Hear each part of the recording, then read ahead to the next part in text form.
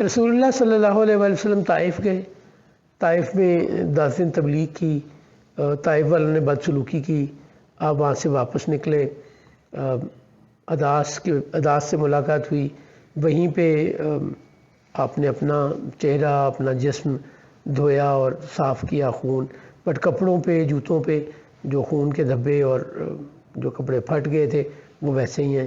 وہاں سے نکل کر نخلا میں آپ نے رات گزاری، نخلا میں ہی نصیبین کے جن آتے ہیں اور رسول اللہ صلی اللہ علیہ وسلم پر ایمان لے آتے ہیں۔ یہاں سے رسول اللہ پیغام بھیجتے ہیں قریش کے 4 سرداروں کو کہ مجھے مکہ میں داخل ہونے کے لیے پناہ چاہیے، مکہ میں رہنے کے لیے پناہ چاہیے۔ قبائلی نظام میں پناہ کا مطلب یہ ہوتا ہے کہ اگر مجھے کسی نے پناہ دے دی ہے تو اب میں اس قبیلے کی سیفٹی میں ہوں، اس قبیلے کے تمام لوگ میری حفاظت کریں گے، اور اگر اب مجھے کوئی نقصان پہنچائے گا تو اس نے مجھے نہیں، اس نے اس قبیلے سے دشمنی لی ہے جس نے مجھے پناہ دی ہوئی تھی۔ تو پناہ مل جانا کسی بھی قبائلی نظام میں آپ کی سیفٹی کے لیے بہت بڑی چیز ہوتی ہے۔ اب یوں سمجھیں کہ اگر آپ کے قبیلہ نے آپ کو چھوڑ دیا اور کسی دوسرے قبیلے نے آپ کو پناہ دے دی تو آپ اس قبیلے کا حصہ بن گئے۔ تو قبیلہ کی پناہ کے بغیر مکہ میں داخل ہونا بہت بڑا رسک ہے۔ چونکہ قریش نے بنی حنیف کے ایک شخص سے یہ سودا بھی کر لیا ہوا ہے کہ وہ رسول اللہ صلی اللہ علیہ وسلم کو قتل کر دے۔ اسی طرح وہ جناب ابی طالب کی زندگی میں ہی قریش یہ بھی کہہ چکے ہیں کہ ہم دھوکہ سے محمد بن عبداللہ کو قتل کر دیں گے۔ تو رسول اللہ صلی اللہ علیہ وسلم کا بغیر کسی پناہ کے مکہ میں داخل ہونا بالکل ایسے ہی ہے جیسے آپ موت کو دعوت دے لیں۔ تو رسول اللہ کے لیے ضروری ہے کہ آپ کے پاس پناہ ہو تو پھر آپ مکہ میں داخل ہو۔ آپ نے اخنس بن شریح بنی زہرہ کے سردار کو پناہ کے لیے کہا، اس نے معذرت کر لی۔ آپ نے بنی عبد شمس کے سردار سہیل بن عمرو سے پناہ کی درخواست کی، اس نے بھی معذرت کر لی۔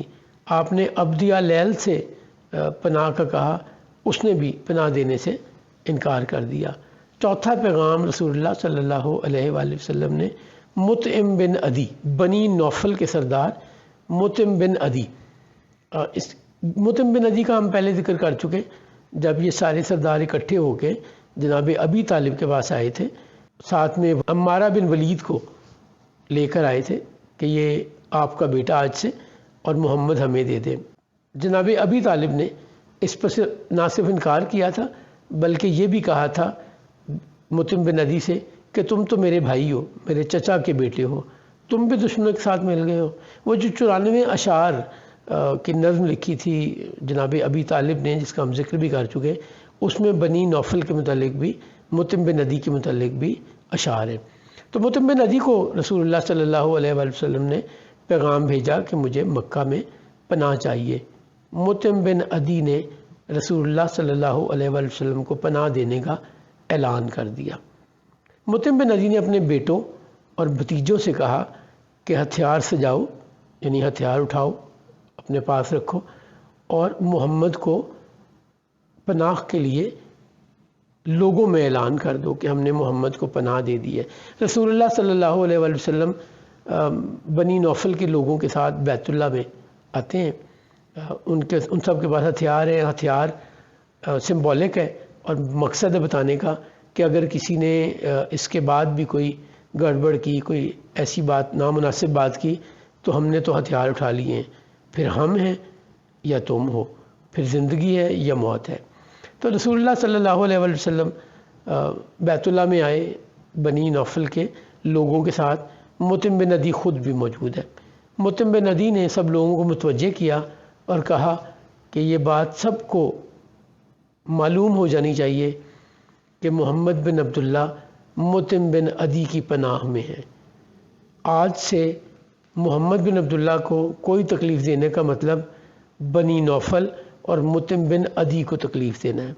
مطعم بن عدی ان لوگوں میں بھی شامل تھا جب شیب ابی طالب کے آخر میں لوگوں نے اکٹھے ہو کے اس سوشل بائیکاٹ کے خلاف کیمپین چلانے کا پلان کیا، یا رسول اللہ صلی اللہ علیہ وسلم اور بنی ہاشم کو اس تکلیف سے رہائی دلانے کی پلان کیا، تو ان میں بھی مطعم بن عدی شامل تھا۔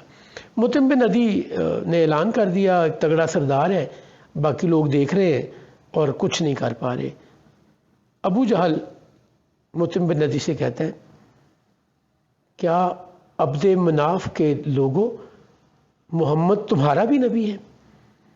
تو عتبہ بن ربیعہ وہاں پہ قریب تھا، اس نے کہا کہ اگر بنی امیہ سے تعلق تھا، اگر ہم میں کوئی بادشاہت آ جائے یا نبوت آ جائے تو اس میں جلنے والی بات کیا ہے؟ چونکہ ابو جہل بنی مخزوم سے تھا، بنی امیہ، بنی نوفل اور ہاشمی، بنی ہاشم عبد مناف کی اولاد ہے۔ تو رسول اللہ صلی اللہ علیہ وسلم نے یہ ڈائلاگ سن کے کہا عتبہ سے کہ تمہیں اللہ اور اللہ کے رسول کے لیے غیرت نہیں آئی، خاندان کے لیے غیرت بڑی جلدی جاگی ہے۔ میں تمہیں بتا رہا ہوں، اللہ کے حکم پر عمل کرو، ایک خدا پر ایمان لے آؤ، غلام اور آقا برابر ہے، اور اللہ کے پیغام کو سنو اور اللہ کے عذاب سے بچ جاؤ۔ عتبہ بن ربیعہ نے اس کو کوئی جواب نہیں دیا۔ ایک دفعہ پھر ابو جہل نے یہی بات پوچھی مطعم بن عدی سے، کیا تم محمد پر ایمان لے آئے ہو؟ مطعم بن عدی نے جواب دیا، جب بنی نوفل کسی کو پناہ دے دیں تو قریش کے قبیلوں کے پاس اس پناہ کو ماننے کے علاوہ کوئی چارہ نہیں ہے۔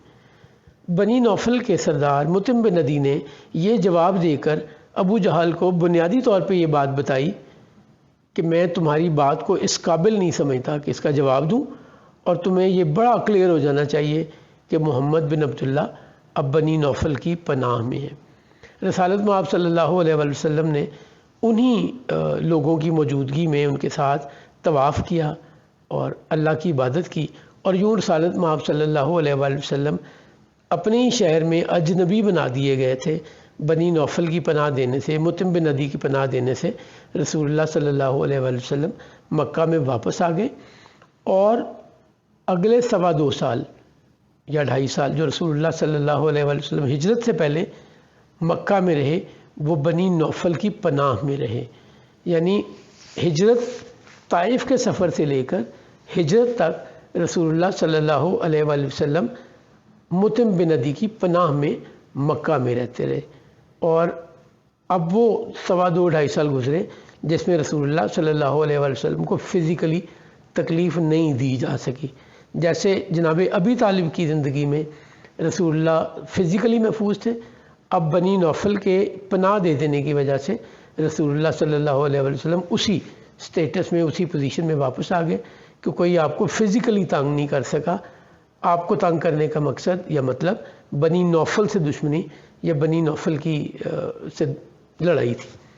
رسالت مآب صلی اللہ علیہ وسلم اللہ کے حکم پر اللہ کا دین لوگوں تک پہنچاتے رہے، کوئی تکلیف، کوئی سختی، کوئی پریشانی، کوئی پریشر، کوئی سٹریس آپ کو اللہ کی راہ پر چلنے اور لوگوں کو اللہ کی راہ پر لانے، اللہ کا پیغام پہنچانے سے روک نہیں سکا۔ یہ بہت بڑا سبق ہے ہمارے لیے۔ ہم ہر وقت اگر اپنی زندگی کے معاملات میں یہ دیکھیں کہ اس سچویشن میں رسول اللہ صلی اللہ علیہ وسلم نے کیا کیا تھا، تو ہماری زندگی اللہ کے حکم کے مطابق بھی ہو جائے گی، رسول اللہ کی سنت پر عمل بھی ہو جائے گا، اور بہترین سلوشن بھی آ جائے گا۔ میں نے کچھ سیشن پہلے بھی یہ بات کی تھی، رسول اللہ نے 13 سال گزارے مکہ میں اعلان نبوت کے بعد، یعنی جب آپ کی عمر 40 سال سے 53 سال تک تھی۔ ان 13 سالوں میں آپ پر اور آپ پر ایمان لانے والوں پر جتنی سختیاں کی گئیں، جتنے ظلم و ستم کیے گئے، وہ سارے آپ نے برداشت کیے۔ آپ نے جوابی نہ اٹیک کیا، نہ ایسا پلان کیا، ڈیفینسو رہے۔ آپ نے مدینہ منورہ جا کر بھی یہ کام نہیں کیا۔ اگلے 7 سال آپ ڈیفینسو رہے۔ 7 ہجری اعلان نبوت کے 20 سال بعد پہلی اقدامی جنگ، پہلا ایسا قدم رسول اللہ نے 20 سال بعد لیا، جب آپ کو پتہ چلا کہ خیبر کے لوگ مدینہ پر حملہ کرنے کا پلان کر رہے ہیں۔ تو آپ نے ان کے حملہ کرنے سے پہلے حملہ کر دیا، اور 8 ہجری میں رسول اللہ نے مکہ فتح کیا۔ تو یہ بہت بڑا میسیج ہے ان حالات کا جن سے گزرتے ہوئے ہمیں یہ دیکھنا ہے کہ مجھے اس وقت کیا اسٹریٹجی اپنانی ہے، میرے لیے کون سا قدم، کون سا فیصلہ، کون سا طریقہ، کون سی حکمت عملی مجھے اچھے رزلٹ دے گی۔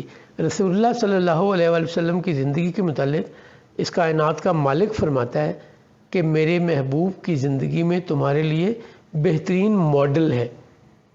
رسول اللہ سے بہتر ماڈل اللہ نے نہیں بتایا، اس کائنات میں موجود نہیں ہے۔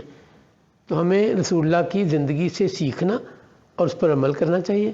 اللہ کریم ہمیں توفیق دے، اللہ کریم ہم پہ مہربانی فرمائے کہ ہمیں رسول اللہ صلی اللہ علیہ وسلم کی زندگی اور طریقے پر چلنا آسان ہو جائے۔ اللہ کریم ہمیں علم عطا فرمائے، ایسا علم جو ہمیں دانائی کی طرف لے جائے، نہ کہ گمراہی کی طرف۔ اللہ کریم ہمیں آسانیاں عطا فرمائے اور آسانیاں تقسیم کرنے کی توفیق عطا فرمائے۔ جزاک اللہ۔